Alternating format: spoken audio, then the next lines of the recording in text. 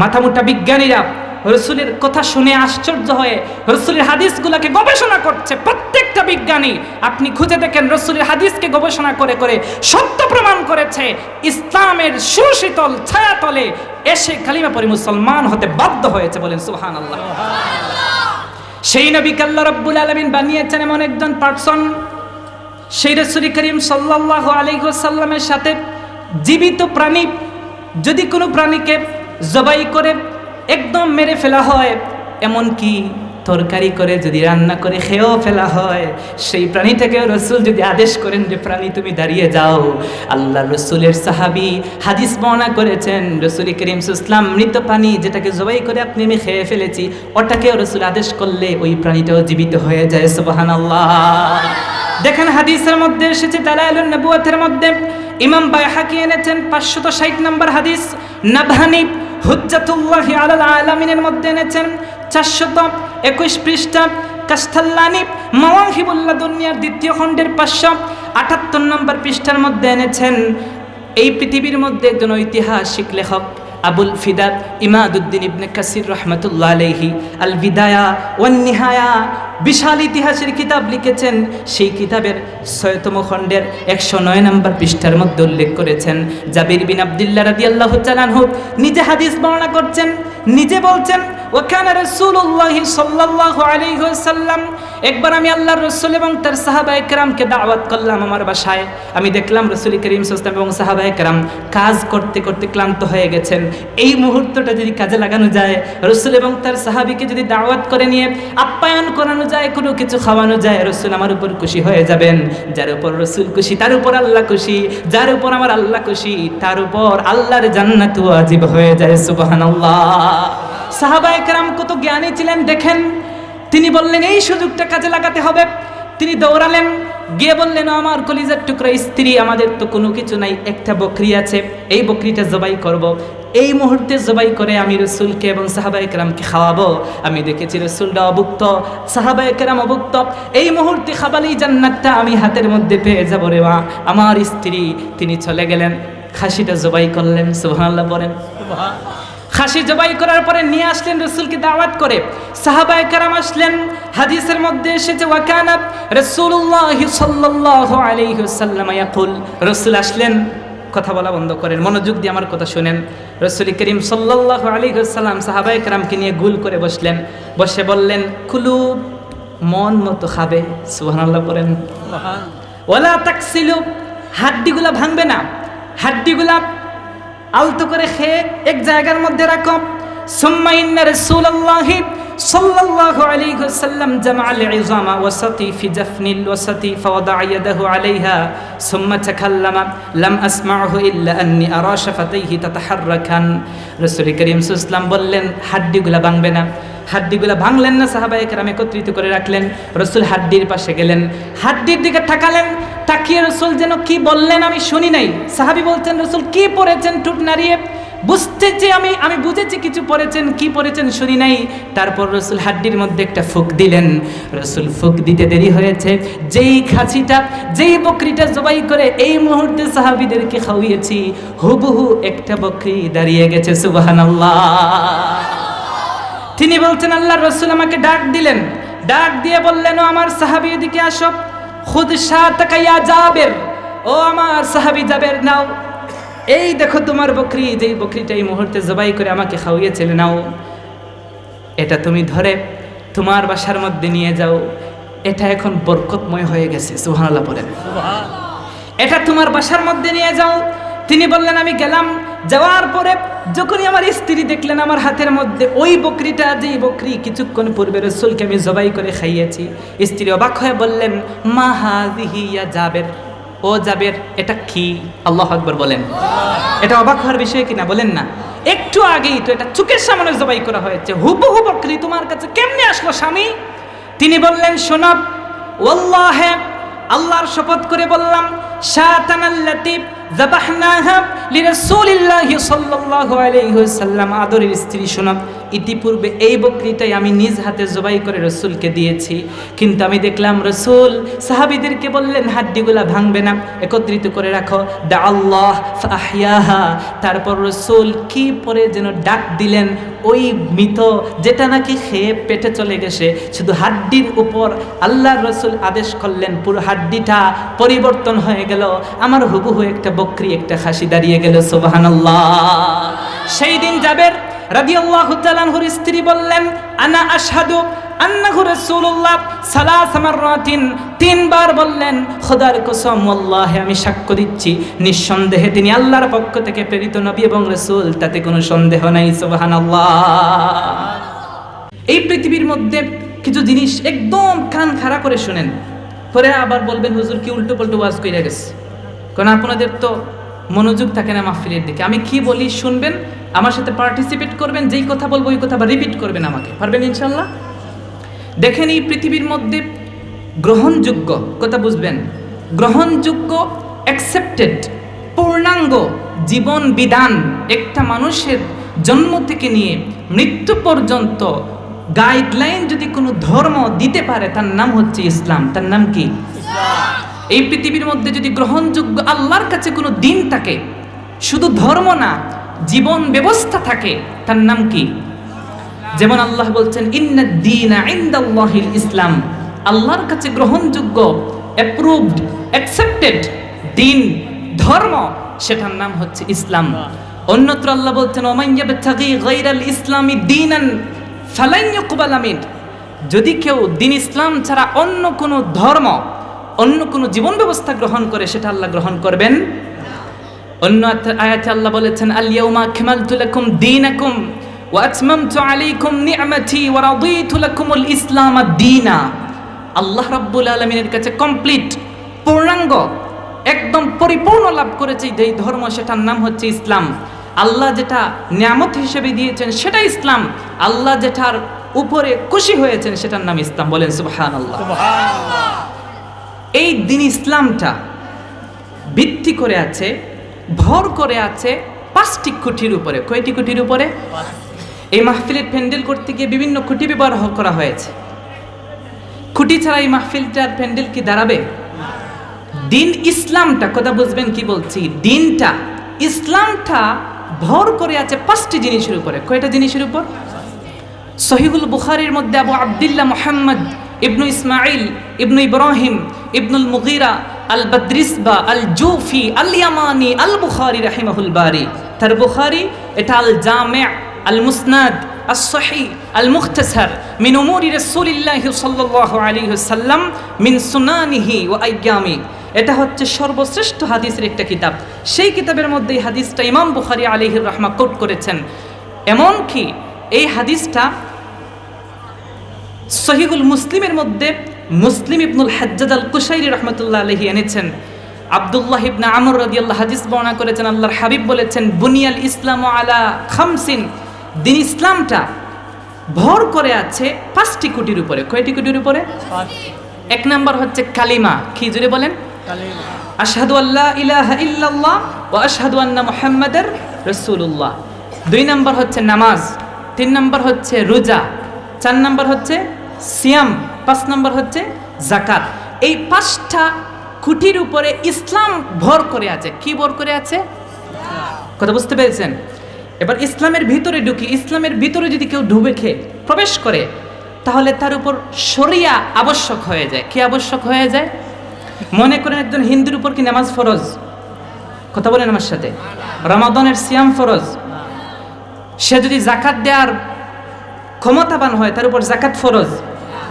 কারণ কি? সে ইসলামের বুনিয়াদের ভিতরে ঢুকে, যে ইসলামের বুনিয়াদের ভিতরে ঢুকেছে তার উপর শরিয়া আবির্ভূত হয়ে গেছে। এখন এই শরীয়তটা টিকে আছে চারটি খুঁটির উপরে। কয়টি খুঁটির উপরে? মনে রাখবেন, আপনি যদি নিজেকে অনেক বড় মুমিন দাবি করেন, নামাজ পড়তে পড়তে কপালটা একদম কালো করে ফেলছেন, যা সম্পদ ছিল সব আল্লাহর রাস্তায় দিয়েছেন, যাকাত দেন, আপনি হজ করতে করে বড় হাজি হয়ে গেছেন এলাকার, কিন্তু আপনার আকীদা, আপনার মূল ভিত্তি যদি ঠিক না থাকে তাহলে আপনার কোনো আমল আল্লাহর গ্রহণ করবেন। তাহলে বুঝে থাকলে বলেন দিনটা প্রতিষ্ঠিত আছে কয়টি কোটির উপরে? আর শরীয়তের প্রত্যেকটা মাসআলা মাসাইল, নামাজ কেমনে পড়বেন, রোজা কেমনে রাখবেন, যাকাত কিভাবে দিবেন, আপনি কিভাবে ঈমানটা দৃঢ় করে রাখবেন, ইসলামের উপর আপনি কিভাবে সাবিত থাকবেন, সেই বিষয়গুলো, যেই বিষয়টা আমাদেরকে জানায় তার নাম হচ্ছে শরিয়া। সেই শরীয়তটা প্রতিষ্ঠিত আছে 4টি কোটির উপরে। কয়টি কোটির উপরে? 1 নম্বর হচ্ছে কিতাবুল্লাহ, আল্লাহর কোরআন।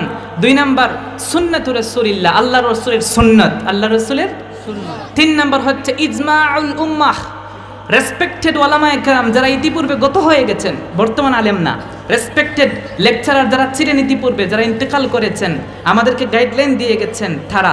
3 নম্বর হচ্ছে কিয়াস। এই 4টি কোটির উপরে শরীয়ত টিকে আছে। কি টিকে আছে বলেন? এখন আপনি যদি শুধু কোরআন মানেন, আহলে কোরআন হয়ে যান, বাকি 3টি মানলেন না, আপনি কি শরীয়তের প্রত্যেকটা মাসালা মাসাইল মানতে পারবেন? মনে করেন আপনি কোরআনও মানেন না, আহলুল হাদিস হয়ে গেছেন, শুধু হাদিস মানেন, ডানেরটাও মানলেন না, বামের 2টাও মানলেন না, আপনি কি শরীয়ত মানতে পারবেন?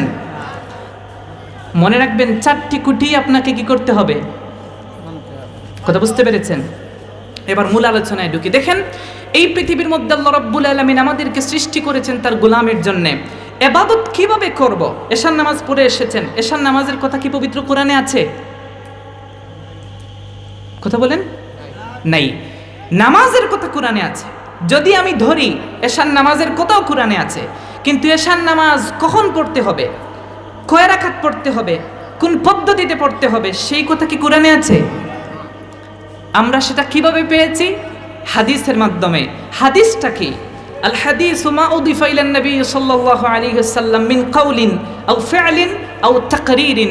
রাসূল করিম সাল্লাল্লাহু আলাইহি ওয়াসাল্লামের কথা, কাজ, মৌন সমর্থ, এগুলো হচ্ছে হাদিস। বলেন সুবহানাল্লাহ। তাহলে দেখেন, আমি কোরআনটা যখন রাখলাম, আপনি কোরআনটা এমন একটা কিতাব, এটা কেবলমাত্র আসমানি গ্রন্থ না, পবিত্র কোরআনটা হচ্ছে কিতাবুল্লাহ, আল্লাহর কথা। বলেন না সুবহানাল্লাহ। এই পৃথিবীর মধ্যে আল্লাহ রাব্বুল আলামিন 104 খানা আসমানি গ্রন্থ নাজিল করেছেন। 103 খানা আসমানি গ্রন্থ হচ্ছে আসমানি গ্রন্থ, কিন্তু 4 নাম্বার যেটা পবিত্র কোরআন, সেটা কেবলমাত্র আসমানি গ্রন্থ না, তার সাথে আরেকটা বিষয় রিলেটেড আছে, সেটা হচ্ছে কিতাবুল্লাহ। সুবহানাল্লাহ বলেন। সেটা হচ্ছে কালামুল্লাহ, আল্লাহর কথা। এই পৃথিবীর মধ্যে যদি কোনো বান্দা একটা কোরআন, এই কোরআনটা হাতে নেওয়ার পরে দেখে পবিত্র কোরআনের প্রত্যেকটা পেজ, প্রত্যেকটা পৃষ্ঠা সাদা পৃষ্ঠার মধ্যে কালো কালো কিছু লেখা আছে, যদি কোনো বান্দা পবিত্র কোরআন বের করে সাদা পৃষ্ঠার কালো লেখাগুলো পড়ে, এই পৃথিবীর মধ্যে বান্দাটা পবিত্র কোরআন পড়ে না, বরং স্বয়ং সে সরাসরি আমার আল্লাহর সাথে কথা বলে। সুবহানাল্লাহ। সেই পবিত্র কোরআন আল্লাহ দিয়েছেন। আল্লাহ বলেছেন, মা ফাররাতনা ফিল কিতাবি মিন শাই। এই পবিত্র কোরআন নাজিল করেছি, এই কোরআনের মধ্যে এমন কিছু নাই যা আমি আল্লাহ রাব্বুল আলামিন বর্ণনা করি নাই। ওয়া কুল্লা শাইইন ফাসসালনাহু তাফসীলা। এই পবিত্র কোরআনে আমি আল্লাহ প্রত্যেকটা বিষয় পুঙ্খানুপুঙ্খ ব্যাখ্যা সহ বিশ্লেষণ করে দিয়েছি। ওয়া নাযালনা আলাইকাল কুরআনা তিবয়ানাল লিকুল্লি শাই। এই পৃথিবীর মধ্যে এমন কোনো ঝামেলা, এমন কোনো দ্বন্দ্বের সমাধান নাই যেটা আল্লাহর পবিত্র কোরআনে নাই। সুবহানাল্লাহ। এখন যদি কোনো বুদ্ধিমান, অতি ইন্টেলেকচুয়াল কেউ দাঁড়িয়ে বলে, হুজুর সব যখন কোরআনে আছে, আজকে বাজারে পেঁয়াজের মূল্য কত, রসুন, তেল, মরিচ, এগুলার মূল্য কত, এটা কি কোরআনে আছে? আমি বলবো, হ্যাঁ, এটাও পবিত্র কোরআনে আছে। সুবহানাল্লাহ পড়েন।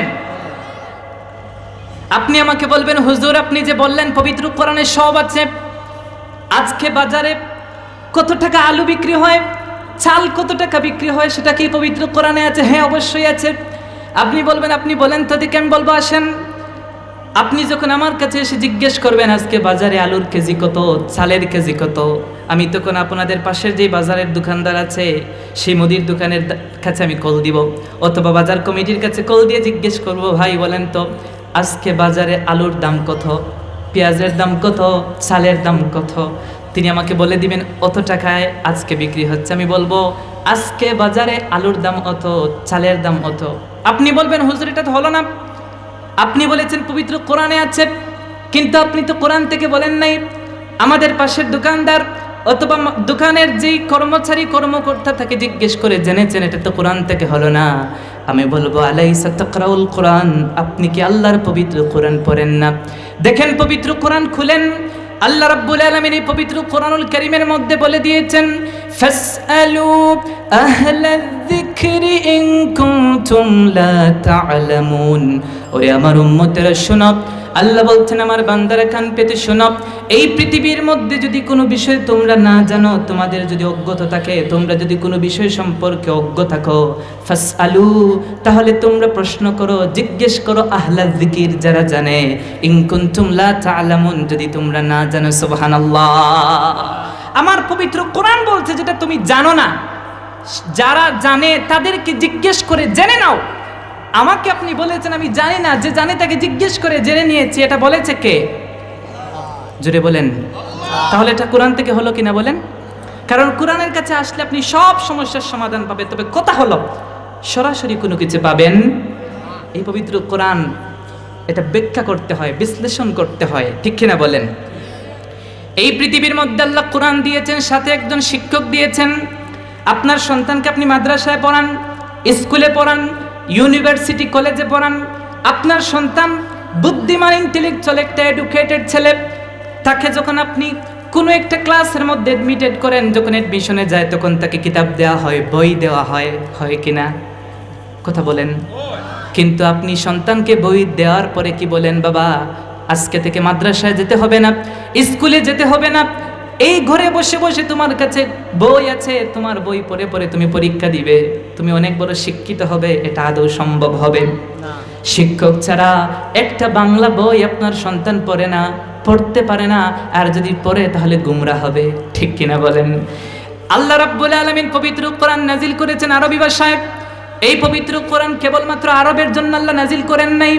মুহাম্মদুর রাসূলুল্লাহ সাল্লাল্লাহু আলাইহি ওয়াসাল্লামকে আল্লাহ নির্দিষ্ট কোনো গোত্র, নির্দিষ্ট কোনো পরিবার, নির্দিষ্ট কোনো জাতি, নির্দিষ্ট কোনো এলাকার জন্য নবী হিসেবে প্রেরণ করেন নাই। আল্লাহ রাব্বুল আলামিন বলেছেন, হাবিব এই পৃথিবীর মধ্যে আমি আপনাকে কাফাতাল লিন্নাসি বাশীরাম ওয়া নাযীরা, এই পৃথিবীর সমস্ত মানুষের জন্য শুভ সংবাদ এবং ভীতি প্রদর্শনকারী রূপে প্রেরণ করেছি। সুবহানাল্লাহ। আল্লাহ রাব্বুল আলামিন তার প্যারা হাবিবকে দিয়েছেন শিক্ষক করে।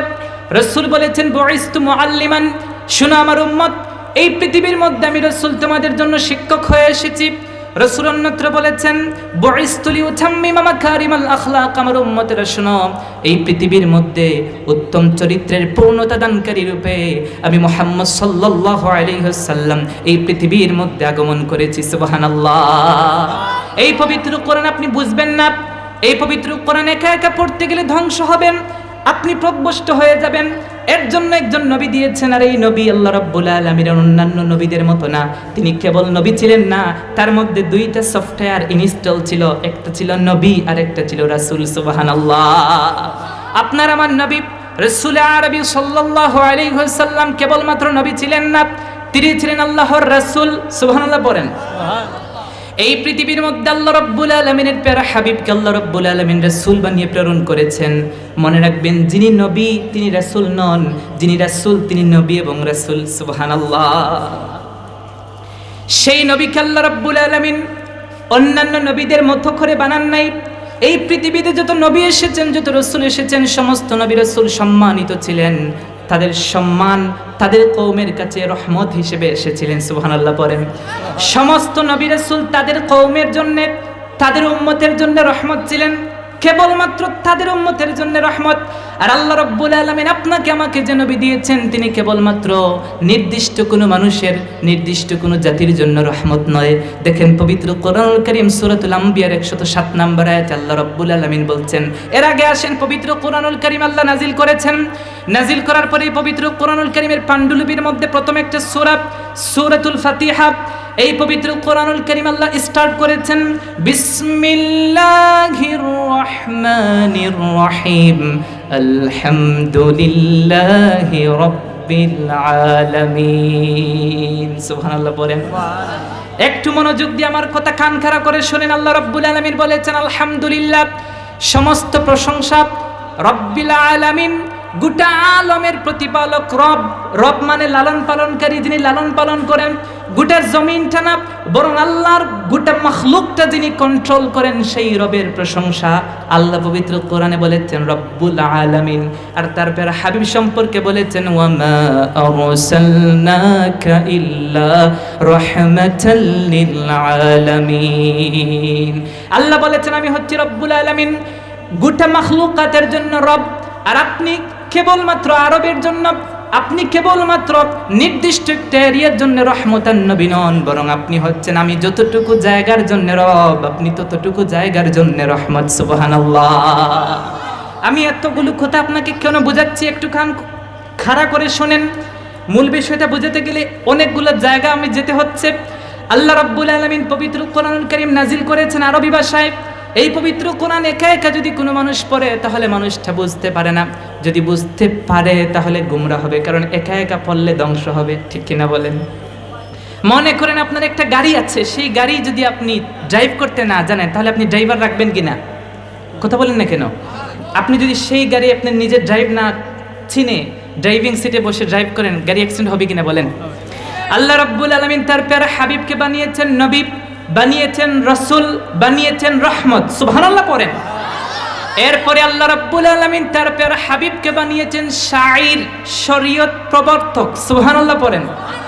রাসূল করিম সাল্লাল্লাহু আলাইহি ওয়াসাল্লামকে আল্লাহ রাব্বুল আলামিন অসংখ্য অগণিত খুসুসিয়ত দান করেছেন।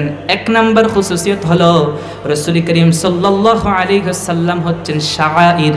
শাঈর মানে হচ্ছে শরীয়ত প্রবর্তক। আমার রাসূল তো এমন ছিলেন, এই পৃথিবীর মধ্যে রাসূল যদি কোনো কাজকে বলতেন হাত, হালাল হয়ে যেত। রাসূল যদি বলতেন না, হারাম হয়ে যেত। আল্লাহু আকবার বলেন। আপনাকে যদি জিজ্ঞেস করি প্রত্যেকটা দিন ঘুম থেকে ওঠা থেকে নিয়ে ঘুমানো পর্যন্ত যত কথা বলেন সব কথা আপনি কিভাবে বলেন? আপনি বলবেন আমার মন চায়ের জন্য আমি বলি। আপনার মন যখন চায় আপনি মিথ্যা কথা বলেন। সমাজে কিছু মানুষ আছে মসজিদে আগের খাতারে নামাজ পড়ে, নামের সামনে বড় হাজি আছে, লম্বা লম্বা দাড়িও আছে, হয়তো টুপু আছে, জুব্বাও আছে, অনেক বড় বিচারক নিজেকে দাবি করে, মুরব্বী মাথা মোটা দাবি করে, কিন্তু সেও দেখবেন মিথ্যা কথা বলে। মিথ্যা কথা বলা যে পাপ, মিথ্যা কথা বললে যে আল্লাহ নারাজ হন সেটা চিন্তাও করে না। আপনার কথা মানতে গেলে আমাকে দ্বিধার মধ্যে পড়তে হয়, আপনি সত্য বলেছেন কিনা মিথ্যা বলেছেন। কিন্তু এই পৃথিবীর মধ্যে আপনাকে আমাকে আল্লাহ যে রাসূল দিয়েছেন তিনি এমন একজন পার্সন ছিলেন, তিনি এমন কোনো কথা বলতেন না যেই কথা নাকি তার মন থেকে আসতো। বলেন না সুবহানাল্লাহ। তিনি আপনার আমার মতো মন মতো কথা বলতেন না। রাসূলের অন্তর যা চাইতো তিনি তা বলতেন না, বরং আল্লাহ কি করে দিয়েছেন দেখেন। তার রাসূলকে কত রেসপেক্ট আর সম্মানের আসনে বসিয়ে আল্লাহ বলেন ওয়ামা ইয়ানতিকু আনিল হাওয়া ইন হুয়া ইল্লা ওয়াহয়ুন ইউহা। এই পৃথিবীর মধ্যে আমি তোমাদেরকে এমন একজন নবী দিয়েছি, সেই নবী ওয়ামা ইয়ানতিকু, নাতাকা ইয়ানতিকু মানে কথা বলা। তিনি কথা বলতেন না। আনিল হাওয়া, হাওয়া মানে তার অন্তর যা বলতো, যা চাইতো তিনি তা বলতেন না। ইন হুয়া ইল্লা ওয়াহয়ুন ইউহা, বরং আল্লাহ রাব্বুল আলামিন যা কিছু ওহী করতেন রাসূল তাই তার জবান মুবারক দিয়ে বের করতেন। সুবহানাল্লাহ। রাসূলকে এমনও ছিল, প্রশ্ন করা হয়েছে এক সপ্তাহ 2 সপ্তাহ চলে গেছে, জিবরিল ওহী নিয়ে আসেন নাই, রাসূল কোনো কথা বলেন নাই, মুখ বন্ধ করেছিলেন। বলেন না সুবহানাল্লাহ। সেই নবীকে আল্লাহ রাব্বুল আলামিন বানিয়েছেন শাঈর, তিনি হচ্ছেন শরীয়ত প্রবর্তক। একদিন রাসূল বললেন তোমাদের উপর আল্লাহ রাব্বুল আলামিন হজকে ফরজ করেছেন। এক সাহাবী দাঁড়িয়ে বললেন ইয়া রাসূলুল্লাহ, হজ কি জীবনে প্রতি বছর ফরজ নাকি জীবনে একবার ফরজ? রাসূল চুপ থাকলেন। সাহাবী আবার জিজ্ঞেস করলেন রাসূল প্রতি বছর ফরজ নাকি জীবনে একবার ফরজ? রাসূল চুপ থাকলেন। 3 নম্বর বার সাহাবী আবার জিজ্ঞেস করলেন। রাসূল বললেন সাহাবী থামো, বেশি প্রশ্ন করো না। তোমাদের পূর্বে বনি ইসরাইলের খবর তোমরা কি জানো না? বেশি প্রশ্ন করার কারণে তারা ধ্বংস হয়ে গেছে। বেশি প্রশ্ন করো না, চুপ থাকো। তুমি আমাকে 3 বার জিজ্ঞেস করেছো হজ কি প্রতি বছরে ফরজ নাকি জীবনে একবার ফরজ? ও আমার সাহাবী, তুমি আমার শান মান সম্পর্কে কি জানো না? যদি আমি একবার বলতো নাম লাওয়াজাবাত, ও সাহাবী আমার একবার যদি জবান দিয়ে বের করতাম অবশ্যই প্রতি বছর ফরজ। আল্লাহ রাব্বুল আলামিন তোমাদের উপরে প্রতি বছর নামাজ যেমন প্রতিদিনে ফরজ, ওই রকম প্রতি বছর 9 জিলহজ আরাফার ময়দানে হাজির হওয়া আমি আল্লাহ ফরজ করে দিতাম। সুবহানাল্লাহ। কথা বুঝেন নাই? আল্লাহ রাব্বুল আলামিনের প্যারা হাবিব বলছেন আমি যদি একবার বলতাম নাম প্রতি বছর ফরজ, তাহলে প্রতি বছর আরাফার ময়দানে দৌড়াইতে হইতো। এটা কি সহজ ব্যাপার? আল্লাহ রাব্বুল আলামিন পবিত্র কোরআনুল কারীমের মধ্যে মদ পান করা সংক্রান্ত আয়াত নাজিল করেছেন। মদ পান করা জায়েজ না হারাম? হারাম, এটা পবিত্র কোরআনে আছে। দেখেন আল্লাহ রাব্বুল আলামিন পবিত্র কোরআনুল কারীমের মধ্যে অনেকগুলো বিষয় হারাম করেছেন, কিন্তু যদি কোনো বান্দা ইচ্ছাকৃত অনিচ্ছাকৃত সে বিষয়টা করে ফেলে, গুনাহের কাজ করে ফেলে, তার শাস্তি কি হবে সবগুলো আল্লাহ পবিত্র কোরআনে দেন নাই। মদ পান করা প্রত্যেকেই জানি হারাম, কিন্তু মদ পান করলে শাস্তি কি দিতে হবে সেটা পবিত্র কোরআন দেয় নাই, দিয়েছেন আমার নবী মুহাম্মদ সাল্লাল্লাহু আলাইহি ওয়াসাল্লাম। সুবহানাল্লাহ। দেখেন পবিত্র কোরআনুল কারীমের সূরাতুল মায়েদা 90 নম্বর আয়াতের মধ্যে আল্লাহ রাব্বুল আলামিন বলেন, ইয়া আইয়ুহাল্লাযীনা আমানু ইন্নামাল খামরু ওয়াল মাইসিরু ওয়াল আনসাবু ওয়াল আজলাম রিজসুম মিন আমালিশ শাইতান ফাজতানিবুহু লাআল্লাকুম তুফলিহুন। আল্লাহ রাব্বুল আলামিন সমস্ত মুমিনদেরকে বলছেন, মুমিনরা শোনো, ইন্নামাল খামার, নিশ্চয়ই মদ, ওয়াল মাইসির, জুয়া, কান পেতে শুনেন, মদ পান করা গুনাহের কাজ। আজকাল যুবকরা মনে করে এটা গুনাই না, ঠিক কিনা বলেন? আর আমাদের এমন একটা মুসলমান দেশ, সেই দেশের মধ্যে মদের লাইসেন্সও দেওয়া হয়। লাইসেন্স বুঝেন? মানে রাষ্ট্রীয়ভাবে বৈধতা দেওয়া হয়। নাউজুবিল্লাহ পড়েন। অথচ এই দেশের মধ্যে 92% মুসলমান আছে না নেই? আল্লাহ বলছেন ইন্নামাল খামার, নিশ্চয়ই মদ, ওয়াল মাইসির, নিশ্চয়ই জুয়া, ওয়াল আনসাব, ইবাদতের জন্য নির্মিত মূর্তি, ওয়াল আজলাম, ভাগ্য নির্ধারক তীর। আল্লাহ রাব্বুল আলামিন স্পষ্ট বলে দিয়েছেন রিজসুম মিন আমালি শাইতান, এইগুলো হচ্ছে শয়তানের কাজ। নাউজুবিল্লাহ। এবার বলেন, একজন মুমিন কি কখনো শয়তানের কাজ করতে পারে? আল্লাহ বলেছেন ফাজতানিবু, এই বিষয়গুলো থেকে তোমরা দূরে থাকো, বিরত থাকো। যদি তোমরা এগুলো থেকে বিরত থাকতে পারো, লাআল্লাকুম তুফলিহুন, তবেই তোমরা সফল কাম হয়ে যাবে। সুবহানাল্লাহ। এবার কথা হলো, আয়াতে কারিমা দ্বারা আল্লাহ মদকে হারাম করেছেন। কথা হলো, যদি কেউ ভুলবশত অথবা ইচ্ছাকৃত মদ পান করে ফেলে তাহলে শাস্তি কি দিতে হবে? হাদিসের মধ্যে এসেছে আল্লাহ রাব্বুল আলামিনের প্যারা হাবিব মুহাম্মদুর রাসূলুল্লাহ সাল্লাল্লাহু আলাইহি ওয়াসাল্লাম সেই মদ পান করা হারাম ঘোষণা পবিত্র কোরআন করেছে। আর রাসূল বলেছেন, যদি কেউ মদ পান করে ফেলে তাহলে শাস্তি কি দিতে হবে, তার জন্য তোমরা শরীয়ত প্রবর্তক আমি রাসূলের কাছে এসে বলেন না সুবহানাল্লাহ। আমরা গেলাম রাসূলের কাছে। ইমাম তাহাবী শারহ মাআনিল আসারের 4991 নম্বর হাদিসের মধ্যে এনেছেন। ইমাম হায়সামি 807 হিজরিতে ইন্তেকাল করেছেন। তিনি মাজমাউজ জাওয়ায়েদ ওয়া মানবাউল ফাওয়ায়েদের মধ্যে এনেছেন 6279 নম্বর হাদিস।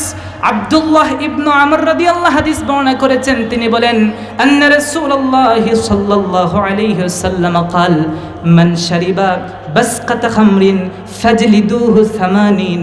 রাসূল বলেছেন, যদি তোমাদের মধ্য হতে কেউ মদ পান করে ফেলে ইচ্ছাকৃত অনিচ্ছাকৃত, ফাজলিদুহু 80, তবে তোমরা তাকে 80টি বেত্রাঘাত করবে। কতটি বেত্রাঘাত?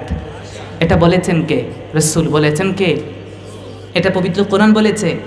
এবার কথা হলো, যদি কোনো ব্যক্তি একদম কান খাড়া করে শুনবেন, ওয়াজ মাহফিলে তো যান, অনেক কাহিনী শিখে আসেন, ইমানটাও কখনো দিয়ে আসেন। বক্তা ঠিক কিনা বললে আপনারা বুঝে বললেন ঠিক। আজ পর্যন্ত কোনো শ্রোতা বলেছেন বেঠিক? এমন কোনো মাহফিলে গেছেন যে মাহফিলে আপনারা বলেছেন ঠিক না? সব ঠিক বলেছেন কিনা? আমি কারো গীবত করছি না, শুধু আপনাদের একটু মাথার মধ্যে একটু দিচ্ছি, আমি দিচ্ছি যে আপনারা কি করছেন। দেখেন ওয়াজ মাহফিলগুলোকে কি করে রাখছেন। যদি কোনো বান্দা ইচ্ছাকৃত অনিচ্ছাকৃত মদ পান করে ফেলে, তাকে শাস্তি দিতে হবে, মাফ করে দেয়া যাবে? আপনার ছেলে হলে মাফ করবেন তো? যদি সম্মানিত মানুষ হয় মাফ করে দিবেন? টাকাওয়ালা হলে মাফ করে দিবেন? একটু কথা বলেন আমার সাথে, মাফ করে দিবেন? কথা হলো, এটা তো পবিত্র কোরআন নির্ধারণ করে নাই, করেছেন রাসূল সাল্লাল্লাহু আলাইহি ওয়াসাল্লাম।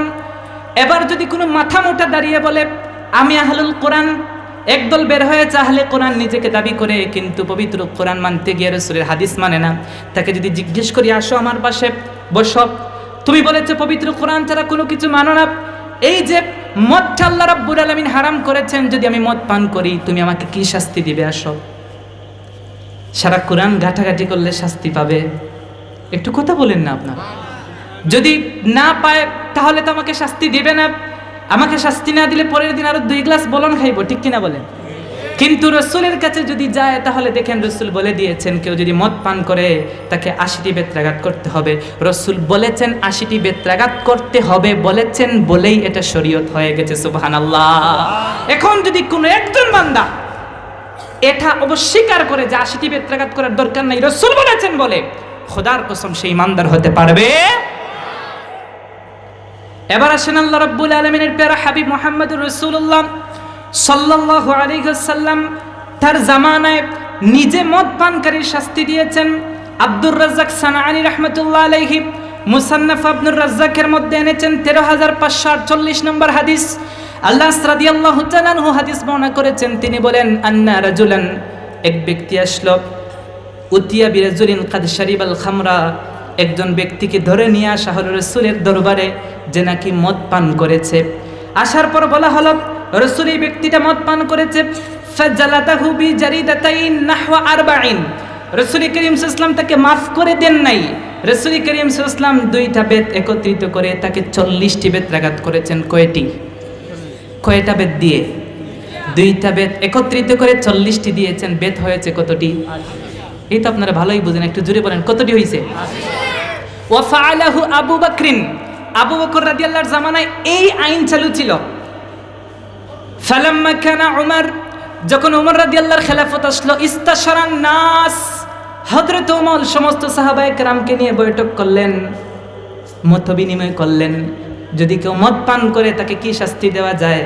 ফাকাল আব্দুর রহমান বললেন, আখাফাল হুদুদি 80। রাসূল করিম সাল্লাল্লাহু আলাইহি ওয়াসাল্লাম বলেছেন মদ পান করলে 80টি বেত্রাঘাত করতে হবে। আর রাসূল প্রচলন করেছেন 2টি বেত একত্রিত করে 40টি বেত্রাঘাত করবে। এটাকে যদি আরেকটু ভেঙে একটা বেত দিয়ে 80টি বেত্রাঘাত করা হয় তাহলে মানুষের মনের মধ্যে ভয়টা একটু বেশি ঢুকবে, ঠিক না বলেন? যখন এই পরামর্শ আব্দুর রহমান রাদিয়াল্লাহু বললেন, রাসূল করিম সাল্লাল্লাহু আলাইহি ওয়াসাল্লামের সাহাবী হযরত ওমর রাদিয়াল্লাহু বললেন, ফাআমারা বিহি ওমর, ওমর রাদিয়াল্লাহু আদেশ করে দিলেন। এই আদেশ আজ পর্যন্ত আছে, কেউ যদি মদ পান করে 80টি বেত্রাঘাত দিতে হবে। এটা দিয়েছেন রাসূল, শরীয়ত করেছেন। হযরত আবু বকর রাদিয়াল্লাহু তাআলা আনহু কি চেয়েছিলেন? হাম্মা ওমর ইবনুল খাত্তাব আন ইউকতাবা ফিল মুসহাফ। হাসান বসরি বলছেন যে এই 80টি বেত্রাঘাত আল্লাহ রাসূল সাল্লাল্লাহু আলাইহি ওয়াসাল্লাম আদেশ করেছেন, শরীয়তের মধ্যে ঢুকিয়ে দিয়েছেন। ওমর রাদিয়াল্লাহু চেয়েছিলেন কোরআনের মধ্যে এটাকে সম্পৃক্ত করে দিবেন। সুবহানাল্লাহ পড়েন। রাসূলের কথার দাম আছে না নাই? তাহলে এখন বুঝতে পারলে জবাব দেন, রাসূলকে মাইনাস করে আপনি বড় আল্লামা হয়ে গেলে, রাসূলকে ছেড়ে হাদিস ছেড়ে শুধু আহলুল কোরআন হলে ঈমান টিকবে তো? শুধু একটা উদাহরণ দিলাম কারণ সময় একদম অল্প। তাহলে আমরা বুঝতে পারলাম রাসূল ছিলেন শাআইর, রাসূল যেটা আদেশ করেছেন সেটাই। যদি কেউ জিজ্ঞেস করে ঈমান থাকবে না। মসজিদের ইমাম সাহেবের পিছনে নামাজ পড়েন, ইমাম সাহেব যেই কথা বলবেন ওইটাই রাইট। তবে কথা হলো ইমাম যখন রাখবেন তখন আকীদা দেখে রাখেন। আপনাদের তো সমস্যা আছে, বুঝেন নাই? আপনারা ইমামের নিয়োগ যদি দেন, 100 জন ইমাম সাহেব আসবেন, আপনারা দেখবেন কোন ইমাম সাহেব কম টাকায় চাকরি করেন তাকে আপনারা নিয়োগ দেন। আপনাদের মতো বোকা মানুষ দুনিয়াতে আরেকটা নাই। যে ব্যক্তি কম হাত দিয়ে ঢুকছে আপনি ওইটা দেখলেন, আপনি কি দেখছেন ওর আকীদা কিনা? আহলুস সুন্নাহ ওয়াল জামা ও মাযহাব কি হানাফি মানে না অন্য কিছু মানে না, আহলে হাদিস হয়ে বসে আছে। কম টাকা দেখলেন ভাই, নামাজটা পড়ছেন, যদি ওর আকীদা ঠিক না থাকে আপনার আমলকে আল্লাহ গ্রহণ করবেন? আপনাদের কোথায় মনে হয় আপনারা গ্রহণ করে ফেলবেন? মনে হয় তো একটু কথা বলেন, গ্রহণ করবেন? ইমামকে রেসপেক্ট করবেন, সম্মান দিবেন, ইমাম সাহেবকে হাত দিয়ে বেশি দিবেন। আপনার এলাকার ইমাম সাহেবকে যদি আপনি সম্মান দেন আপনার সম্মান বাড়বে, ঠিক কিনা বলেন? এটা মাথার মধ্যে রাখবেন। ইমাম সাহেব এমন একজন পার্সন, একদম খান খাড়া করে শুনেন, রাসূল বলেছেন নামাজ পড়ে পড়ে অনেক মানুষ জান্নাতের পাশ থেকে জাহান্নামে যাবে। নাউজুবিল্লাহ বলেন। আমি ভিন্ন দিকে আলোচনায় যাচ্ছি না, একটু বুঝাই যে ইমাম সাহেবের পিছনে নামাজ পড়েন, ওই ইমাম সাহেবের পিছনে নামাজে দাঁড়ানোর আগে ইমাম সাহেবের প্রতি 100% আনুগত্য থাকতে হবে। কত পার্সেন্ট? 99% আনুগত্য থাকলে নামাজ হবে না। আপনি যত বড় মুফতিকে জিজ্ঞেস করতে পারেন, জিজ্ঞেস করেন। 2 নাম্বার, 100% মহব্বত থাকতে হবে। 99% মহব্বত থাকলে নামাজ হবে। ইমাম সাহেব পিছনে নামাজ পড়ে যদি আবার নামাজ থেকে বের হয়ে ইমাম সাহেবের বিরুদ্ধে কথা বলেন, নামাজ হবে না। ইমাম সাহেব সম্পর্কে যদি আপনার মনে সন্দেহ থাকে, ওই ইমাম সাহেবের পিছনে নামাজ হবে না। দলিল দেই, দেখেন এই পৃথিবীর মধ্যে সব নামাজের মধ্যে রুকু সেজদা আছে, একটি নামাজ আছে যেই নামাজে রুকু নেই, সেজদা নাই। আপনি চ্যালেঞ্জ করলাম, কোন একজন সাহাবী রাসূলকে দাঁড়িয়ে জিজ্ঞেস করেন নাই, রাসূল এই যে জানাজার নামাজ, এই নামাজে কেন রুকু নেই, সেজদা নাই? হুজুর কোন হাদিসে এটা আছে? কোন সাহাবী এটা জিজ্ঞেস করেন নাই। কোন জিজ্ঞেস করে এটা আদব না। আল্লাহু আকবার বলেন। ইমাম সাহেব যেটা বলবেন ওটাই রাইট। শরীয়ত বিরোধী কিছু বললে আপনারা ধরবেন, রাসূল যেটা বলেছেন ওটাই রাইট, প্রশ্ন করা যাবে? 2 নম্বর, আল্লাহ রাব্বুল আলামিনের প্যারা হাবিব ছিলেন এমন, রাসূলকে আল্লাহ রাব্বুল আলামিন এমন খুসুসিয়ত দান করেছেন। রাসূল করিম সাল্লাল্লাহু আলাইহি ওয়াসাল্লাম যদি পৃথিবীর মধ্যে কোনো মৃত ব্যক্তির কবরের কাছে যেতেন, গিয়ে যদি মৃত ব্যক্তিকে ডাক দিতেন, রাসূল ডাক দিতে দেরি হতো, মৃত ব্যক্তি লাব্বাইকা ওয়া সাদাইকা বলে কবর ফেটে দাঁড়াতে দেরি করতো না। সুবহানাল্লাহ। দলিল নিয়ে যান, জারকানি শারহুল মাওয়াহিবুল লাদুনিয়া 2য় খণ্ডের 577 নম্বর পৃষ্ঠার মধ্যে এনেছেন। নাবহানি হুজ্জাতুল্লাহি আলাল আলামিনের 422 পৃষ্ঠার মধ্যে এনেছেন। হালাবি আসসিরাতুল হালাবিয়ার 2য় খণ্ডের 359 পৃষ্ঠার মধ্যে এনেছেন। আল্লামা কাশতাল্লানী রাহমাতুল্লাহ আলাইহি তিনি বলেছেন, আনিল হাসান আতা রাজুলুন আন্না নবিয়্য সাল্লাল্লাহু আলাইহি ওয়াসাল্লাম ফাযাকারা লাহু আন্নাহু তারাহা বুনাইয়াতান লাহু ফি ওয়াদি কাযা ফানতালাকা মাআহু ইলাল ওয়াদি। হযরতে হাসান রাদিয়াল্লাহু বলেন, এক ব্যক্তি আল্লাহর রাসূলের কাছে হাজির হয়ে বলল, ইয়া রাসূলুল্লাহ, আমার একটা মেয়ে অনেক পূর্বে ইন্তেকাল করেছে, অমুক জায়গায় তাকে দাফন করেছি। আপনি বলেছেন আপনি সত্য নবী, দেখি জানতো, দেখি আমার সন্তানটা, মেয়েটা কবরের মধ্যে আছে, আপনি ডাক দেন, আমার সন্তানটাকে একটু জীবিত করে দেখান তো দেখি। সুবহানাল্লাহ। হাদিস শোনাচ্ছি আপনাকে। রাসূল গেলেন ওই পাহাড়ের মধ্যে, কবরের মধ্যে দাঁড়ালেন। দাঁড়ার পর রাসূল বললেন, ওয়া নাদাহা বিইসমিহিমা ইয়া ফুলানাতু আজিবি বিইذনিল্লাহ। আল্লাহু আকবার বলেন। রাসূল করিম সাল্লাল্লাহু আলাইহি ওয়াসাল্লাম ওই মেয়ের কবরের কাছে গিয়ে মেয়েকে ডাক দিলেন, অমুকের মেয়ে অমুক, তুমি কবরের মধ্যে আছো, আমি নবী মুহাম্মদ সাল্লাল্লাহু আলাইহি ওয়াসাল্লাম তোমাকে ডাক দিলাম, তুমি কবর থেকে উঠে পড়ো। সুবহানাল্লাহ। আল্লাহ রাব্বুল আলামিনের প্যারা হাবিব ডাকতে দেরি হয়েছে, ওই মেয়েটা কবর ফেটে দাঁড়িয়ে গেল, বলল লাব্বাইকা ওয়া সাদাইকা ইয়া রাসূলুল্লাহ। রাসূল আমি উপস্থিত, রাসূল আমি হাজির।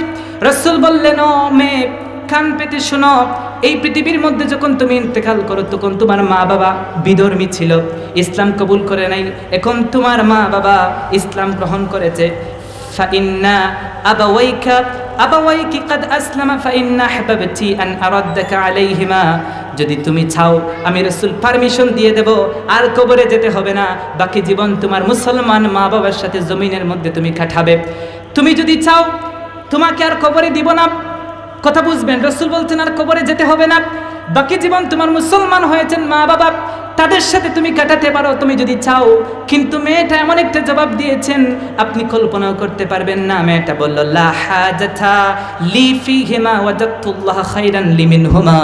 ওগো আল্লাহর রাসূল শুনেন কান পেতে, এই পৃথিবীর মধ্যে যখন আমি গত হয়ে গিয়েছি কবরের মধ্যে গো রাসূল, আমি কবরের মধ্যে গিয়ে দুনিয়ার থেকে শ্রেষ্ঠ আখিরাতকে পেয়েছি, আমার মা বাবার থেকে শ্রেষ্ঠ আমি আমার আল্লাহকে খুঁজে পেয়ে গেছি। সুবহানাল্লাহ। রাসূল ছিলেন এমন, রাসূল যখনই ডাক দিতেন, রাসূল করিম সাল্লাল্লাহু আলাইহি ওয়াসাল্লামের ডাকে মৃতরা জীবিত হয়ে যেত। এটা ছিল রাসূলের খুসুসিয়ত। বলেন সুবহানাল্লাহ। রাসূল করিম সাল্লাল্লাহু আলাইহি ওয়াসাল্লাম ভবিষ্যৎবাণী করেছেন, আমার সাহাবীরা শোনো, আমার ইন্তেকালের পরে এমন কিছু ব্যক্তি আসবে যেই ব্যক্তিরা মৃত্যুর পরেও কথা বলবে। সুবহানাল্লাহ বলেন। কোন মানুষ যখন মরে তখন কি আর কথা বলতে পারে? আপনারা কি ঘুমিয়ে গেছেন নাকি? আমাকে ভালো লাগে না? কথা বুঝেন না আমার? একটু কথা বলেন। রাসূল করিম সাল্লাল্লাহু আলাইহি ওয়াসাল্লাম বলেছেন মৃত্যুর পরে কথা বলবে, এটা কি সম্ভব? পাগল বিশ্বাস করবে?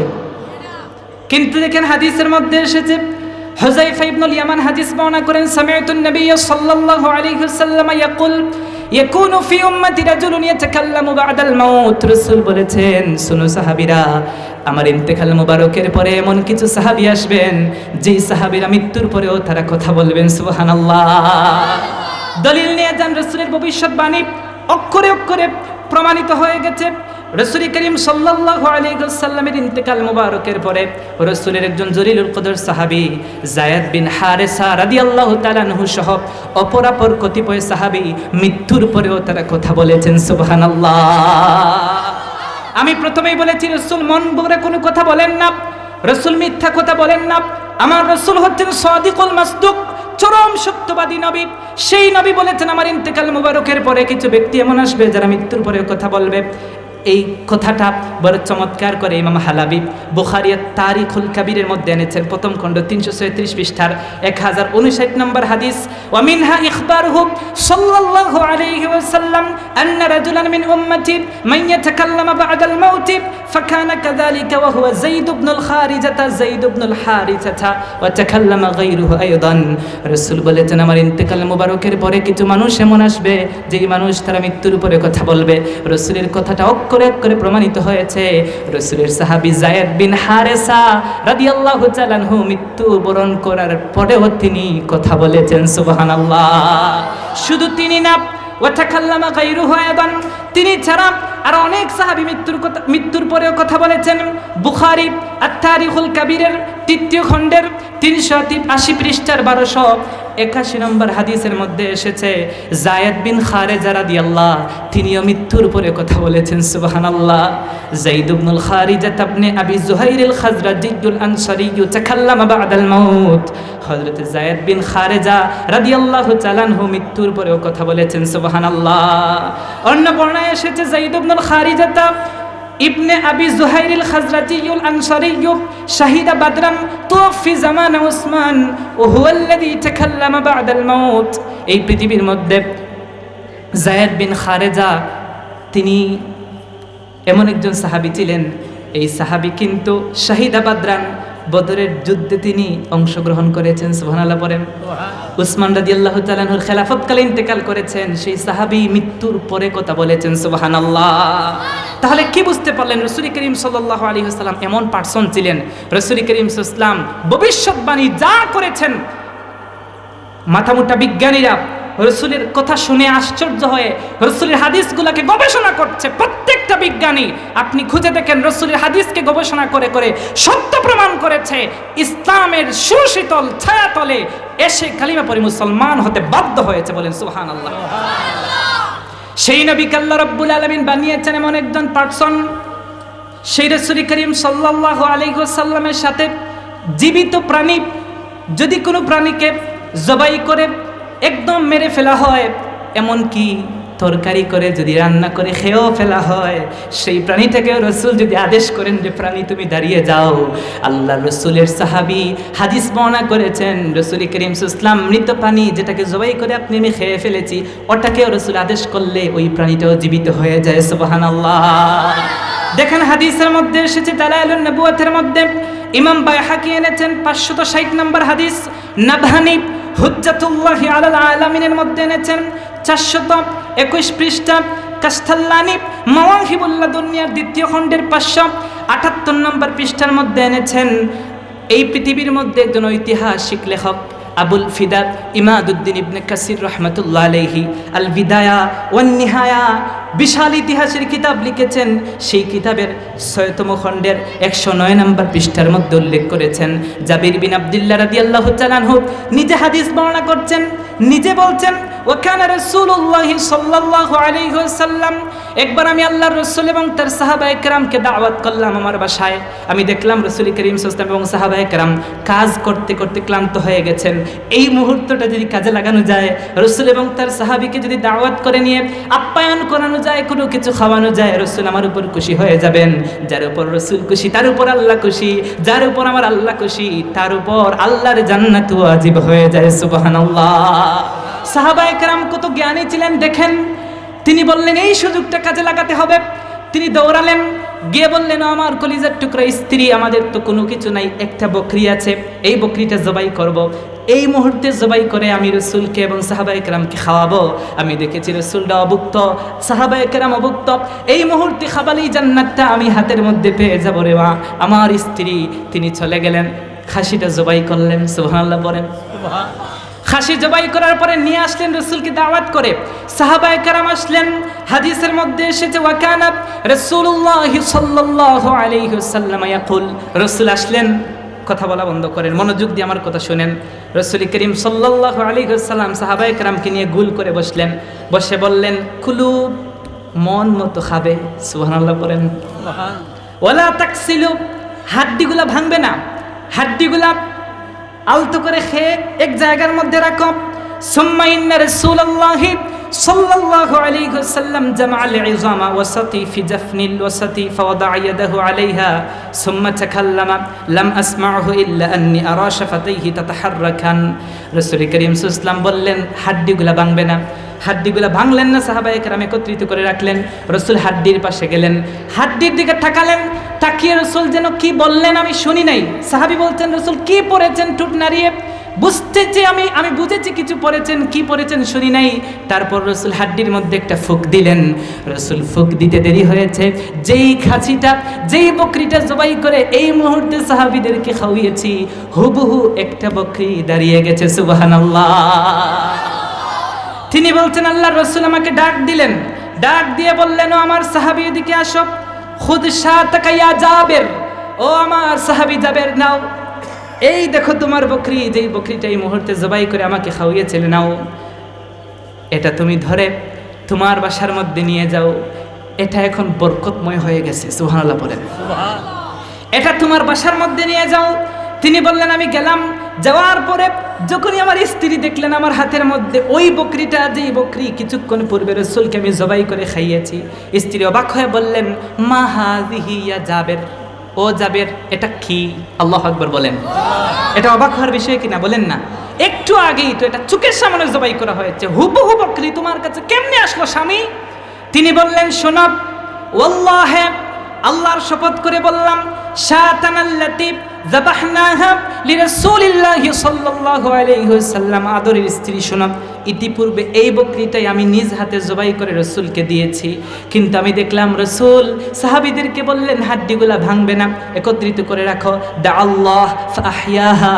তারপর রাসূল কি পরে যেন ডাক দিলেন, ওই মৃত যেটা নাকি খেয়ে পেটে চলে গেছে, শুধু হাড্ডির উপর আল্লাহর রাসূল আদেশ করলেন পুরো হাড্ডিটা পরিবর্তন হয়ে গেল, আমার হুবহু একটা বকরি একটা খাসি দাঁড়িয়ে গেল, সুবহানাল্লাহ।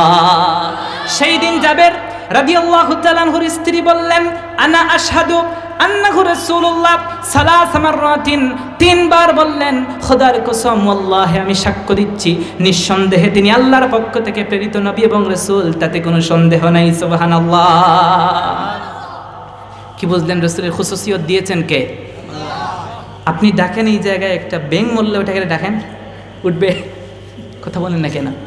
কিন্তু আপনাদের মধ্যে হতেও তো কিছু মানুষ বলে সেই রাসূল আমাদের মতো, নাউজুবিল্লাহ পড়েন, সেই রাসূল আপনার মতো। তাহলে দেখেন একটু পরীক্ষা করে, আমরা সবাই তো আছি এই জায়গায়, পারবেন? রাসূল আপনার বাবার মতো, ভাইয়ের মতো? যদি কেউ এগুলা বলে তাহলে ওদেরকে দইরা পিটাইয়েন, কারণ ওগুলো সমাজের মধ্যে বিশৃঙ্খলা সৃষ্টি করতেছে, ঠিক কিনা বলেন? কারণ রাসূল কি আপনার আমার মতো? আল্লাহ রাব্বুল আলামিন তার প্যারা হাবিবকে কেমন খুসুসিয়ত দান করেছেন শুনেন। আল্লাহর রাসূলের একজন সাহাবী ছিলেন, নাম হচ্ছে আম্মার বিন ইয়াসির রাদিয়াল্লাহু তাআলা আনহু। মুশরিকরা তাকে চক্রান্ত করে দ্বীন ইসলাম গ্রহণ করার কারণে অগ্নিকুণ্ডের মধ্যে নিক্ষেপ করে মারবে, সেই চক্রান্ত করেছে, অগ্নিকুণ্ড সাজিয়েছে। দেখেন আমি আপনাদের দলিল দিচ্ছি, বানোয়াট কথা শোনাবো না। ইবনু সাআদ আত-তাবাকাতুল কুবরার ৩য় খণ্ডের ২৪৮ পৃষ্ঠার মধ্যে এনেছেন। ইবনুল জাওজি হাফাতুস সাফার ১ম খণ্ডের ৪৪৩ নম্বর পৃষ্ঠার মধ্যে এনেছেন। আসসিরাতুল হালাবিয়ার ২য় খণ্ডের ১৩৪ নম্বর পৃষ্ঠার মধ্যে এসেছে। হযরত আমর বিন মাইমুনা রাদিয়াল্লাহু বর্ণনা করেন, মুশরিকরা যখন আম্মার বিন ইয়াসির রাদিয়াল্লাহু তাআলা আনহুকে চক্রান্ত করে অগ্নিকুণ্ডের মধ্যে নিক্ষেপ করবে, ঠিক সেই সময় রহমতের নবী মুহাম্মদ সাল্লাল্লাহু আলাইহি ওয়াসাল্লাম আম্মার বিন ইয়াসিরের পাশ দিয়ে যাচ্ছিলেন। রাসূল আম্মার বিন ইয়াসিরের মাথার মধ্যে হাত মোবারক রাখলেন, সুবহানাল্লাহ পড়েন। কান পেতে শুনেন, রাসূলের হাত হচ্ছে মোবারক। রাসূল করিম সাল্লাল্লাহু আলাইহি ওয়াসাল্লাম হাত মোবারক রাখলেন, রেখে বললেন ও আমার আম্মা টেনশন করো না, আমি রাসূল তোমার জন্য সাহায্যকারী হিসেবে এসেছি। আল্লাহু আকবার বলেন। রাসূল ডাক দিলেন ইয়া নারুকুনি বারদান ওয়া সালামান আলা আম্মার কামা কুনতি আলা ইব্রাহিম। রাসূল বললেন ও আগুন, কান পেতে শোনো, দু জাহানের বাদশা সরকারে দো আলম রেসপেক্টেড রসুল আরবি তোমাকে বলছি, রসুল আকরাম বলছি, কান পেতে শোনো, ইয়ানার হে আগুন, কুনি তুমি হয়ে যাও বারদান ওয়া সালামান, শান্ত হয়ে যাও, নিরাপদ হয়ে যাও, জান্নাতের ফুলের বাগিচা হয়ে যাও, আলা আম্মার, আমার আম্মারের জন্য, কামা কুনতি আলা ইব্রাহিম, যেইভাবে তুমি ইব্রাহিমের জন্য হয়েছিলে। সুবহানাল্লাহ। পবিত্র কোরআনকে আমি সার্চিং করলাম, পবিত্র কোরআন আমাকে ডেলিভারি দিচ্ছে। পবিত্র কোরআন বলছে, ইয়া নারু কুনি বারদান ওয়া সালামান আলা ইব্রাহিম। আল্লাহ রাব্বুল আলামিন ইব্রাহিমকে রক্ষা করেছেন, আদেশ দিয়েছেন আগুন এই মুহূর্তে আমার নবী ইব্রাহিমের জন্য নমরুদ যে আগুন উজ্জ্বল প্রজ্জ্বল করে এত বড় করে সাজিয়েতে তাকে নিক্ষিপ্ত করবে, আমি আল্লাহ বলছি রব, তোমার আগুনের রব আমি আল্লাহ বললাম সালামান, তুমি শান্ত হয়ে যাও। সুবহানাল্লাহ বলেন, তুমি আরামদায়ক হয়ে যাও। সাথে সাথে আরামদায়ক হয়ে গিয়েছিল। একটা কথা মাথার মধ্যে রাখবেন, প্রথমেই বলেছি রসুল আপনার আমার মতো না, রসুল ছিলেন শাঈর, যা বলতেন তাই হতো। হযরত ইব্রাহিমের সময় আল্লাহ নিজে অর্ডার করেছেন আগুনকে, আগুন তুমি শান্ত হয়ে যাও, জান্নাতের বাগিচা হয়ে যাও, জান্নাতের বাগিচা হয়ে গিয়েছে। পবিত্র কোরআনে তার এভিডেন্স আছে। আর এই জায়গায় আম্মার বিন ইয়াসিরের জন্য রাসূল যখন আদেশ করেছেন, রাসূল আল্লাহ না নবী আদেশ করেছেন আগুনকে, আদেশ করতে দেরি হয়েছে, ওই আগুনটা শান্ত হতে, জান্নাতের একটা বাগান হতে একটা মুহূর্তের জন্য দেরি করে নেই। সুবহানাল্লাহ। সেই নবী ছিলেন এমন, রসুলের শরীর মুবারক থেকে যে পসিনা মুবারক বের হতো, ঘাম বের হতো, আপনার আমার শরীর থেকে যে ঘাম বের হয়, যদি গোসল না করি শরীরের মধ্যে দুর্গন্ধ হয়। কথা বলেন না কেন? কিন্তু রসুল করিম সাল্লাল্লাহু আলাইহি ওয়াসাল্লাম তো আপনার মতো ছিলেন আর আমার মতো ছিলেন না।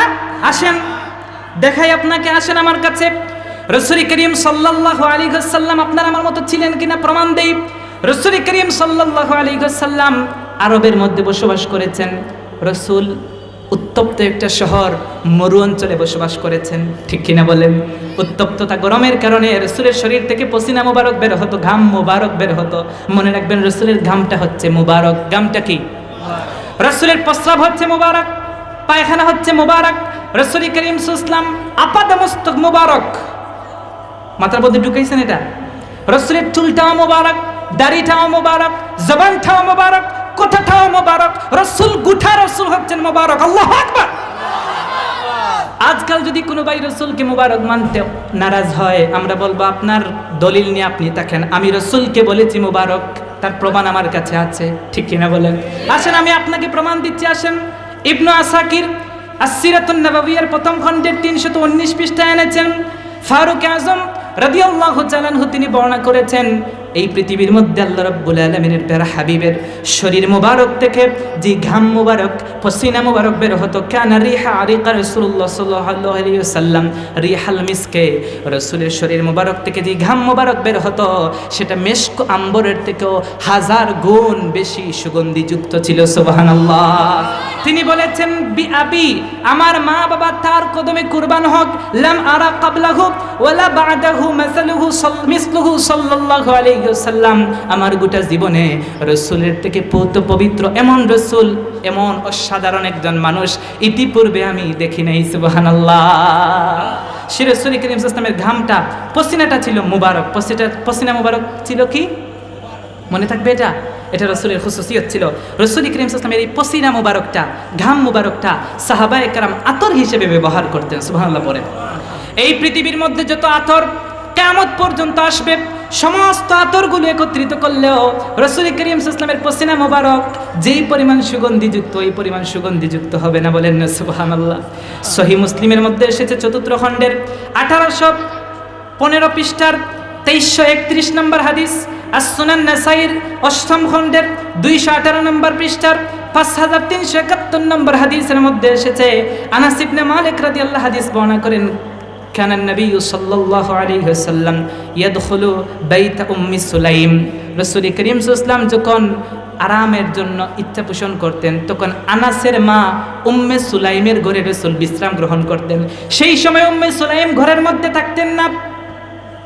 ফায়ানামু আলা ফিরাশিহা ওয়া লাইসাত ফিহি, ওই জায়গায় উম্মে সুলাইম যখন থাকতেন না ঘরের মধ্যে, তখন আল্লাহর রাসূল তার ঘরের মধ্যে গিয়ে বিশ্রাম গ্রহণ করতেন। ফাজাআ যাতা ইয়াউমিন ফানামা আলা ফিরাশিহা, একদিন এমন হলো ঘরের মধ্যে উম্মে সুলাইম নাই। রাসূল ঘরের মধ্যে ঢুকলেন, কান পেতে শুনেন, অবাক হয়ে যাবেন। রাসূল করিম সাল্লাল্লাহু আলাইহি ওয়াসাল্লাম ঘরের মধ্যে ঢোকার পরে আপনার আমার মতো আরামের বসফলঙ্গের মধ্যে তিনি ঘুমান? কথা বলেন। রাসূল করিম সাল্লাল্লাহু আলাইহি ওয়াসাল্লাম চামড়ার বিছানার মধ্যে ঘুমিয়েছেন। উত্তপ্ত মরুভূমি, আরবের প্রচণ্ড গরমের কারণে রাসূল করিম সাল্লাল্লাহু আলাইহি ওয়াসাল্লামের শরীর মোবারক থেকে পসিনা মুবারক, ঘাম মুবারক বের হয়ে টপ টপ করে চামড়ার বিছানার মধ্যে পড়ছিল। সুবহানাল্লাহ। সাহাবী দৌড়ালেন, গিয়ে বললেন, ওগো উম্মে সুলাইম, আনাসের মা, তুমি কি জানো এই মুহূর্তে তোমার বিছানার মধ্যে রাসূল আরবি সাল্লাল্লাহু আলাইহি ওয়াসাল্লাম আরাম ফরমাচ্ছেন? সুবহানাল্লাহ পড়েন। তিনি হন্নি হয়ে ফাকরের মতো দৌড়াতে দৌড়াতে তার ঘরের মধ্যে গেলেন, গিয়ে দেখলেন রাসূল শুয়ে আছেন। রাসূলের শরীর মুবারক থেকে টপ টপ করে ঘাম মুবারক চামড়ার বিছানার মধ্যে পড়ছে। তিনি গেলেন, যাওয়ার পরে তিনি দ্রুত করে একটা পাত্র আনলেন, পাত্রের মধ্যে তিনি ঘাম মুবারক মুছে মুছে পাত্রের মধ্যে ঢুকাচ্ছেন। আল্লাহু আকবার বলেন। আনাসের মা উম্মে সুলাইম যখন ঘাম ঢুকাচ্ছেন একটা পাত্রের মধ্যে, আল্লাহর রাসূল সজাগ হয়ে গেলেন, ডাক দিয়ে বলেন, উম্মে সুলাইম, এটা তুমি কি করছো? উম্মে সুলাইম এমন একটা জবাব দিয়েছেন, আজকাল যারা মাথা মোটা সমাজে অনেক বড় আলেম সাজে, মনে রাখবেন এই পৃথিবীর মধ্যে যারা অধিক বেশি আল্লাহকে ভালোবেসেছে তারা ধ্বংস হয়েছে। আল্লাহকে অধিক ভালোবাসতে যাবেন না, রাসূলকে অধিক ভালোবাসতে গিয়ে আল্লাহর সাথে রাসূলকে মিলানো যাবে না। শয়তান অতিরিক্ত আল্লাহর ইবাদত করেছিল, এমন পর্যায়ে অতিরিক্ত ইবাদত করতে করতে এক পর্যায়ে সে আর আল্লাহকে আল্লাহই মনে করে নাই, মনে করছে এত ইবাদত করছে আমি নিজেই তো একজন হয়ে গেছি, ঠিক কিনা বলে? এর জন্য অতিরিক্ত কোনো কিছু ভালো না। আজ আমরা সব কিছুতে অতিরিক্ত, সব কিছুতে অতিরিক্ত হলে তো আপনি দেখবেন বিপদে পড়ে যাবেন। তরকারিতে অতিরিক্ত লবণ হলে খাওয়া যায়, লবণ কম হলে খাওয়া যাবে, অধিক মিষ্টি হলে খাওয়া যায়। কোনো কিছু অতিরিক্ত ভালো না। অতিরিক্ত দল পূজা ভালো না, অতিরিক্ত শায়েখ পূজা ভালো না, অতিরিক্ত মাসলাকি পূজা ভালো না, অতিরিক্ত হুজুরকে পূজা করবেন না, অতিরিক্ত কোনো কিছু ভালো না। যদি কেউ আপনার সামনে বড় আব্বা জুব্বা লেবাস বড় একটা পরে এসে আপনাকে ফতোয়া ডেলিভারি দিয়ে দেয়, খোদার কসম দুটা পায়ের মধ্যে হাত রেখে বলে যাই, আপনাদের সন্তানের মতো আমি একটা কথা মাথায় রাখবেন, যেই আপনাকে দিনের জ্ঞান দিবে তার কাছ থেকে দিন নেওয়া যাবে না। দেখেন এই পৃথিবীর মধ্যে একটা হাদিসের কিতাব আছে, আবু ঈসা মুহাম্মদ ইবনে ঈসা সাওরা মুসা আত-তিরমিজি জামে তিরমিজি আই সুনান তিরমিজি লিখেছেন, বিশাল হাদিসের কিতাব। ওই হাদিসের কিতাবটা 2 খণ্ডে হাদিস সংকলন করেছেন। মুহাদ্দিসিনে কেরাম বলেছেন, যদি কোনো ঘরের মধ্যে ওই সুনান তিরমিজিটা থাকে, ওই ঘরের মধ্যে যেন রাসূল নিজে এসে হাদিসের দর্শ দিচ্ছেন। সুবহানাল্লাহ। কোনো গাড়ির মধ্যে যদি সে হাদিসের কিতাব থাকে, গাড়ির দুর্ঘটনার শিকার হবেন। আল্লাহু আকবার কোন।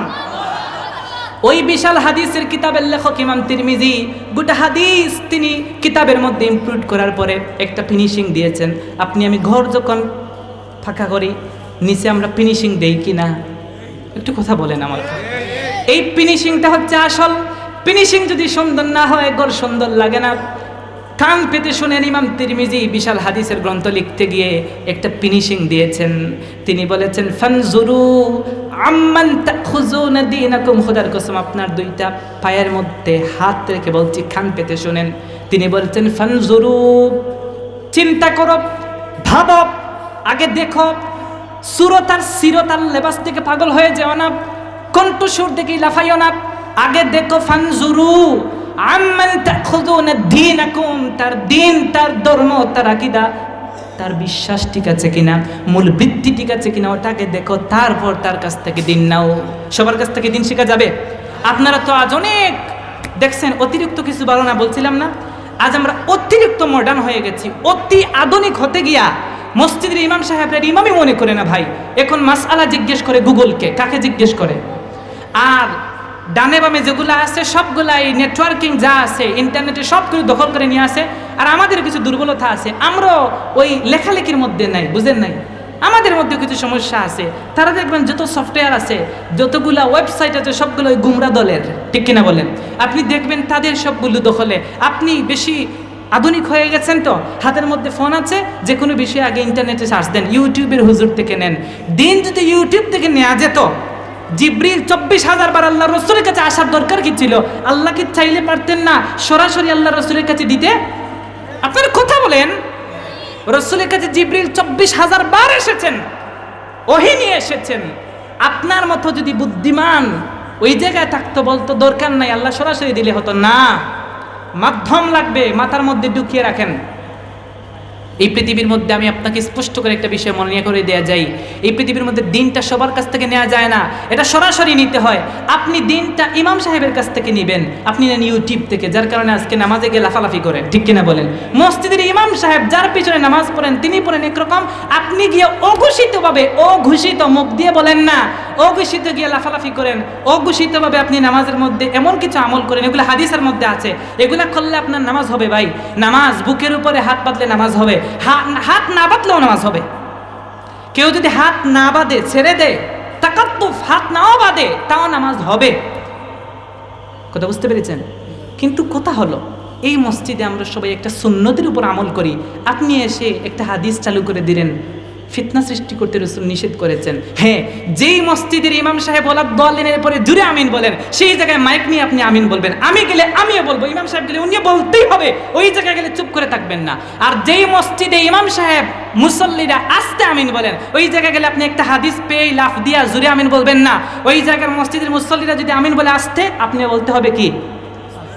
যেই জায়গায় মিলাদ হয় সেই জায়গায় আপনি বেশি সুফিগিরি দেখাইতে গিয়ে বসে থাকবেন না।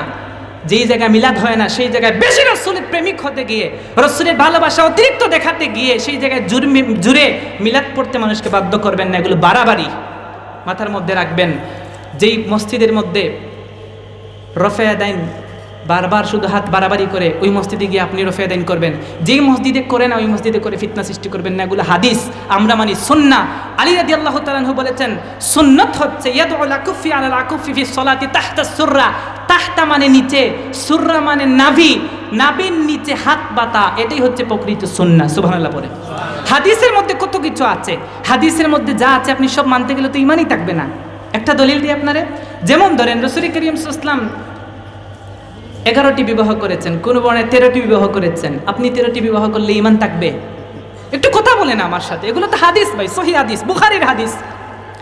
হাদিসের মধ্যে এসেছে রাসূল করিম সাল্লাল্লাহু আলাইহি ওয়াসাল্লাম যখন তিনি গিয়েছিলেন কোথায়? হিজরত করে। রাসূল করিম সাল্লাল্লাহু আলাইহি ওয়াসাল্লাম যখন হিজরত করে মক্কাতুল মুকাররমা থেকে মদিনাতুল মুনাওয়ারার মধ্যে গেলেন, রাসূল করিম সাল্লাল্লাহু আলাইহি ওয়াসাল্লাম গিয়ে দেখলেন মানুষের যে অবস্থা, আল্লাহু আকবার, কুকুর নিয়ে এক প্লেটে খায়। নাউজুবিল্লাহ বলেন। কুকুর পবিত্র না অপবিত্র? আল্লাহ রাব্বুল আলামিনের প্রিয় হাবিব আদেশ দিলেন, আমার রাসূলুল্লাহ সাল্লাল্লাহু আলাইহি ওয়াসাল্লাম বিকাতলিল কিলাব, যেই জায়গায় কুত্তা পাইবা সেই জায়গায় কতল করবা, কুত্তা পাইলেই মারবা। এটা হাদিস। কিছুদিন যাবার পর রাসূল দেখলেন যেই লেভেলে কুত্তা মারা শুরু হয়েছে, কিছুদিন পরে শিকারের জন্য কুকুর পাওয়া যাবে না। রাসূল নিষেধ করলেন, না রাসূলুল্লাহ সাল্লাল্লাহু আলাইহি ওয়াসাল্লাম আন কাতলিল কিলাব, আজ থেকে কুকুর মারা নিষেধ। আপনার বিবেক জিজ্ঞেস করছি, বলেন দুটাই হাদিস। একটা রাসূল বলেছেন কুকুর মারো, আরেকটা বলেছেন মেরো না। আজকে এই জায়গায় একটা কুকুর আসলে কোন হাদিসের উপর আমল করবেন? দাঁড়ান বলেন, দাঁড়ান। কথা বুঝতে পেরেছেন? দুটোই তো হাদিস, সহিহ হাদিস, মানা যাবে। হাদিস সহিহ হলে মানা যাবে না, মানতে হবে সুন্নাত। মানতে হবে কি? একটু বলেন না, কি মানতে হবে? এবার বলবেন হুজুর সুন্নাহ কোনটা? লেটেস্ট যেটা ওইটা সুন্নাত। সুবহানাল্লাহ বলেন। মনে রাখবেন সমস্ত হাদিস হচ্ছে শুধু হাদিস, এগুলো সুন্নাত না, কিন্তু সমস্ত সুন্নাত হচ্ছে হাদিস। সুবহানাল্লাহ বলেন। পৃথিবীর সমস্ত মানুষ কি পুরুষ? আপনারা কি কিছু বুঝেন না নাকি? একটু বলেন, পৃথিবীর সব মানুষ কি পুরুষ? কিছু নারী আছে না নাই? পৃথিবীর সব মানুষ, যদি কোনো মানুষ যদি বলে পৃথিবীর সব মানুষ পুরুষ, তাহলে এটা বোকামি হবে না? কিন্তু কেউ যদি বলে পৃথিবীর সব পুরুষ মানুষ, আমি বলবো এক্সিলেন্ট, এটা সত্য কথা। সমস্ত সুন্নত হাদিস, সমস্ত হাদিস সুন্নত। আপনি যখন সুন্নত মানবেন, রাসূল বলেছেন আলাইকুম বিসুন্নতি মান হাব্বা সুন্নতি ফামান রাগিবা আন সুন্নতি। সব জায়গায় রাসূল বলেছেন সুন্নতি আমার সুন্নত, কোন জায়গায় রাসূল হাদিস মানতে বলেন? এর জন্য আমরা আহলুল হাদিস না, আমরা আহলুল সুন্নাহ। আমরা কি? তাহলে বলেন আপনারা, আমার আকীদা হচ্ছে আহলুস সুন্নাহ ওয়াল, মনে রাখবেন আমাদের আকীদা আহলুস সুন্নাহ। আমরা মাযহাবে হচ্ছে হানাফি, মাযহাবে কি? এগুলো ওয়াজ টোয়াজ কিছু দরকার নেই, এগুলো আগে শিখে যান। কেউ জিজ্ঞেস করলে বলবেন আকীদা হচ্ছে আহলুস সুন্নাহ ওয়াল জামাআহ, আমি আহলে হাদিস, আমি মাযহাবী, আমি হচ্ছি মাযহাবে হানাফি। তরিকতের দিক দিয়ে কেউ কাদরিয়া, কেউ চিশতিয়া, কেউ নকশবন্দিয়া, কেউ মুজাদ্দিদিয়া, কেউ মুহাম্মদিয়া, সমস্যা নাই। কথা বুঝতে পেরেছেন? দেখেন আমি বলছিলাম আল্লাহ রাব্বুল আলামিনের প্যারা হাবিব সাল্লাল্লাহু আলাইহি ওয়াসাল্লাম আপনার আমার মতো। আসেন আমার সামনে যদি আপনার শক্তি থাকে দাঁড়ান। রাসূল করিম সাল্লাল্লাহু আলাইহি ওয়াসাল্লামের পসিনা মুবারক আনাসের মা উম্মে সুলাইম সংগ্রহ করছেন। রাসূল জিজ্ঞেস করেন আনাসের মা তুমি কি করছো? তিনি বলছেন নারজু বারাকাতাহু লিসবিয়ানিনা, আমি আল্লাহর রাসূলের গাম মুবারক সংগ্রহ করছি, এর মাধ্যমে আমি আমার সন্তানের জন্য বরকত হাসিল করছি। সুবহানাল্লাহ। রাসূলের ঘাম মুবারক, পসিনা মুবারক বরকতের জন্য তারা ব্যবহার করেছেন। সে রাসূল করিম সাল্লাল্লাহু আলাইহি ওয়াসাল্লামের ঘাম মুবারক আতর হিসেবে ব্যবহার করেছেন। সুবহানাল্লাহ পড়বেন না? সম্মানিত হাজিরিন, মাথার মধ্যে খুব ভালো করে গেঁথে রাখেন রাসূল করিম সাল্লাল্লাহু আলাইহি ওয়াসাল্লাম আপনার আমার মতো না। বলেন রাসূল আপনার আমার মতো। আর একটু জোরে বলেন রাসূল আপনার আমার মতো। দুই নম্বর আমি বলছিলাম আমার সময় শেষ, একদম অল্প করে একটু টাচ করে যাই, কারণ ওয়াজ মাহফিলগুলো আজকাল আপনারা আসেন আর যান, কিছু তো বলতে পারেন না। আর ইউটিউব থেকে গিয়ে হুজুরদের কাছ থেকে যা ইচ্ছা তা আপনারা শিখে তারপর আইসা জগরা বাজায় দেন, ঠিক কিনা বলেন?